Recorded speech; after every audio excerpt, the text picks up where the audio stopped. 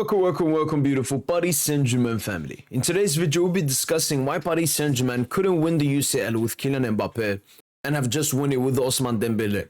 And yes, was it all about Dembele and Mbappe? No. The rest of the team, the manager, all of that, had a very huge impact in Paris Saint Germain winning the UCL this season and not winning the UCL in previous seasons. But I want to talk about what Mbappe and Dembele, because we need to have this conversation. Kylian Mbappe knew we would have this conversation. Kylian Mbappe, you knew we would have this conversation if we win the UCL. That's why you supported Inter Milan in this final, despite calling yourself someone who likes this club. You dirty little rat. So, let's take a look at Kylian Mbappe. What I want to start with is this. This is very beautiful. This is Kylian Mbappe. We're going to take a look at all of his Champions League seasons. Because why? The way he does in the league and all of that does not matter if we're strictly going to talk about the Champions League. And yeah, let's go. So, Kylian Mbappe played in 1, 2, 3, 4, 5, 6, 7. 7 seasons with Paris Saint Germain. That's many seasons.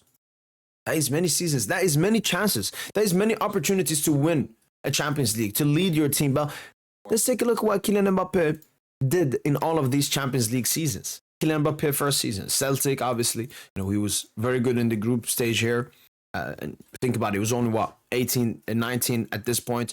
Then 2 stinkers versus Real Madrid in the knockout stages when it really mattered. And this is going to be the story for Kylian Mbappe in all of these seasons. Cooks is good in the group stage and then stinks it up when it matters. That's the story of Kylian Mbappe at Paris Saint Germain in the Champions League. Season after that, stunk it up. No, he was.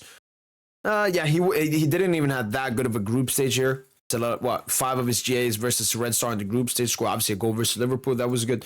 But then here versus United, he was good here, scored the goal obviously away at United, but this one right here, everyone remembers it. One of the biggest generational stinkers I've ever seen in my life, and we get knocked out to a garbage United at home. Once again, Kylian Mbappe stinking when it actually matters. When we needed Kylian Mbappe, when everyone was shouting out loud, Mbappe, Neymar is not on the pitch, we needed to deliver, he didn't deliver. And this is obviously the 1920 season. We reached the Champions League final, as you can see, majority of GAs are in the group stage. Then in a very important Dortmund tie, he was obviously injured, and that's the excuse for Mbappe in 1920. He was injured and could not, be influential for Paris Saint Germain in this Champions League run. So we can give that for him as an excuse, but it also means that when we reached the final in 1920, Mbappe was not that influential. Now moving on to 2021, and this is when we started to see an Mbappe that actually, could lead a team. It took 3 seasons of absolutely battling at the highest stage for Mbappe to change up. And as you can see, he stunk up in the group stage, and I remember back then, this time I was like, we should sell Mbappe. What happened then? Well, we got to hold our hands up. Mbappe actually became the big player that we always expected him to be. 3 goals versus Barca, 1 more, 2 versus Bayern. It was good in this Bayern leg as well. He dropped a generational stinker in the City game, and then it was obviously injured for the second leg versus City. So once again, Mbappe doing great stuff, but just can't do enough. He just can't do enough.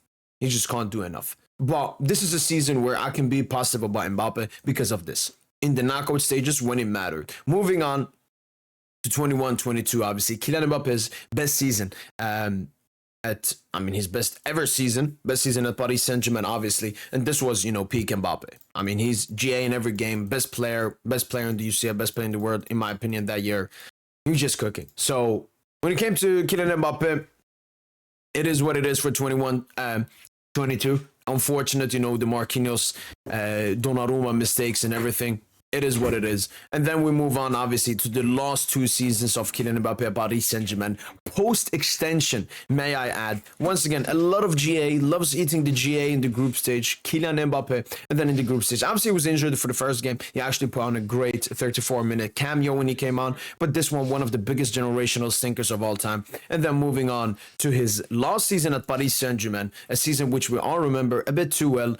In the group stage, as you can see, 1 non-penalty goal, 2 penalties, 1 non-penalty. He can't even stat pad in the group stage anymore. That's how much he stinks. Sociedad, I'm going to give him both of these ties. 2 or 3 really great goals from Mbappe. And then it's 4 generational stinkers. We don't count this Barca tie. 1 was a penalty. 1, he missed a big chance. Then got a fluke Fugazi rebound from Kunde.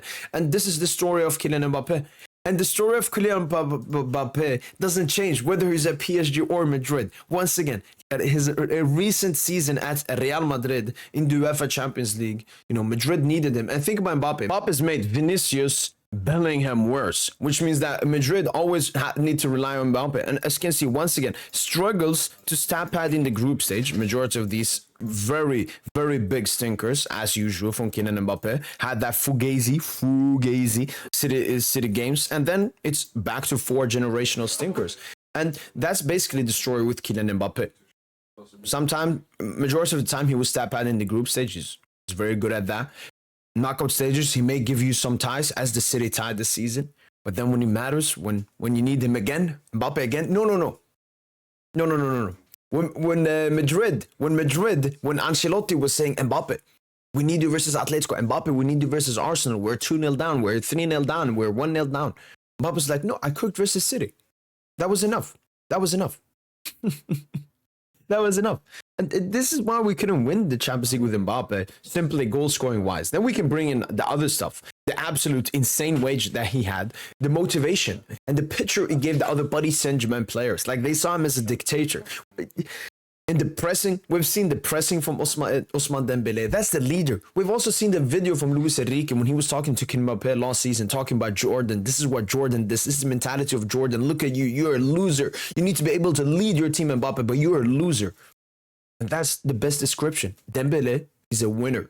Or at least this season was a winner. Kylian Mbappe, like 6 items. at least for club level, has never been a winner. Yes, we've seen that with France. We can stop talking about it. I've seen so many people talk about Mbappe France. That's like, out of every 50 games he plays, maybe 3 of them are for France. Majority of career is club. And his legacy is cooked. He's going to be 27 this year, later on, with 0 Ballon d'Or, 0 Champions League. And as Leonardo said, since Kylian Mbappe's debut, like 8 different teams, 7 teams, different teams have won the Champions League. And none of them had Kylian Mbappe in their ranks. Merci, Kiki. Thanks for leaving us. Thanks to Real Madrid for attracting Mbappe, because we would never have won a Champions League with Kylian Mbappe. That's the simple story. That's been from boy PSG. Hopefully you guys enjoyed this video. And as usual, allez, bye.